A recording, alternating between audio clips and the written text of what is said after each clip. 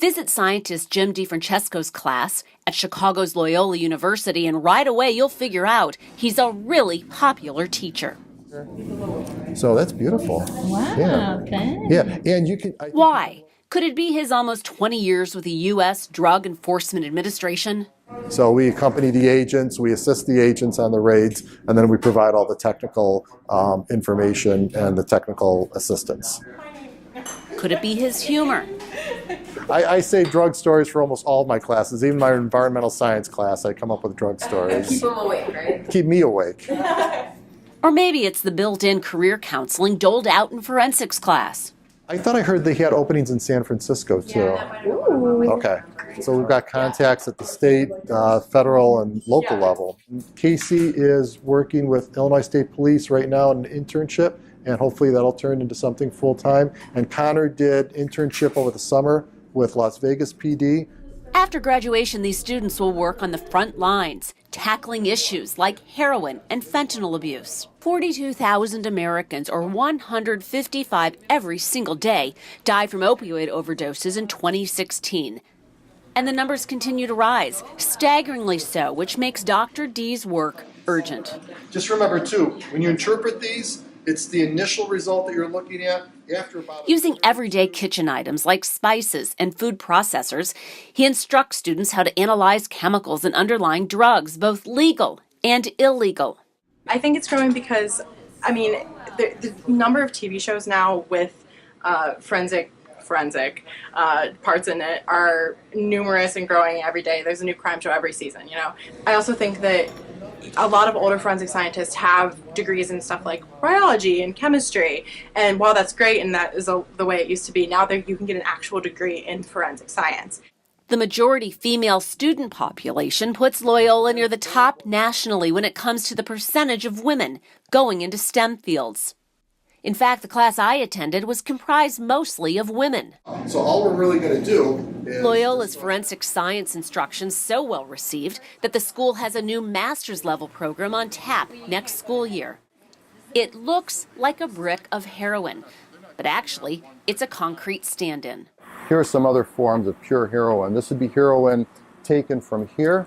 They would take this and use a hammer, and they would just literally pound this out. Pound this back down into a powder. So once we get down to the street level, we're looking at small foil bindles. You're looking at partial lottery tickets. So if you take a lottery ticket, I took this one here, I cut into thirds, and I made a small bindle, fold it into itself, and this would contain 100 milligrams of product. But this is very typical of a heroin dosage unit. And why does it have printing on it? Just a form of branding. If you're going to be selling a product, you want to be able to differentiate your product, and that's the way it can be differentiated.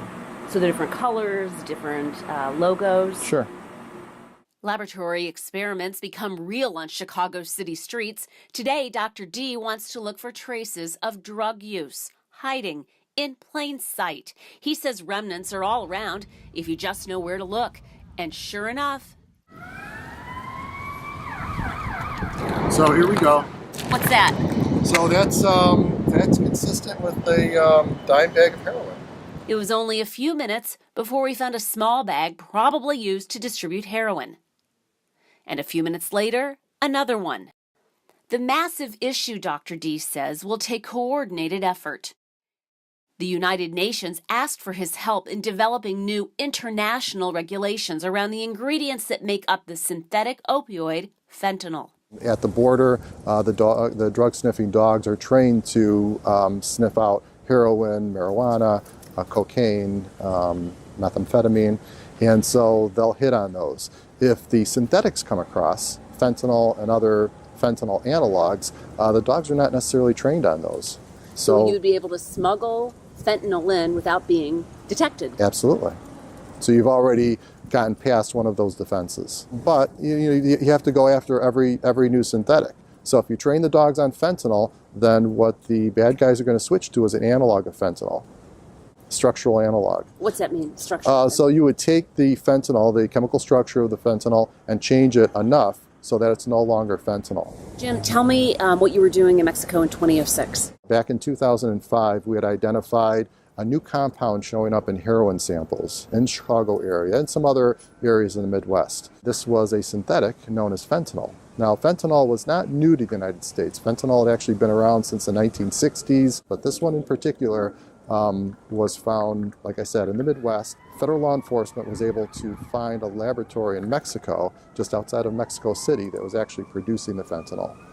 So in conjunction with the Mexican Army, which did the initial laboratory raid, the DEA went in with 2 separate evidence collection teams and processed the lab, collected physical evidence, and also performed testing to pretty much confirm what we had thought was in the laboratory. Of course, the exhibits would come back to a laboratory for a full analysis, but testing on site was critical. So what did it prove, and how did it help things going forward? Well, it proved that that was a single source of fentanyl coming into the country. Single source, that was it? That was it, at the time. Now how many sources are there? Multiple. Dozens? Could be many more than dozens. And they may not be all in Mexico, right? No, because the problem now is that you can go up on the internet and you can actually order your own fentanyl from across the ocean. You can order it from China, you can order it from a couple of different countries where the controls are not as tight as here, and you can go ahead and put your order in and you can get it through the mail. And have it shipped to my doorstep. Absolutely. So to figure this out, what is a problem would take an international response, right? A coordinated, as it did with Mexico. You were there with the Mexican Army. Absolutely.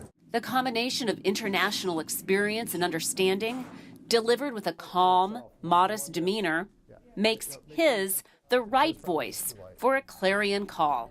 Once this is controlled at the UN level, then any of the signatories to the UN Charter are obligated to put the controls in place. So where's that at right now? Has that happened yet? Yeah, that happened within the last year, and so now it's a matter of each country acting on the new rules. Then you have to have some sort of means of enforcing it. Could be his students aren't the only ones who need to listen up. Julie Peterson, Chicago.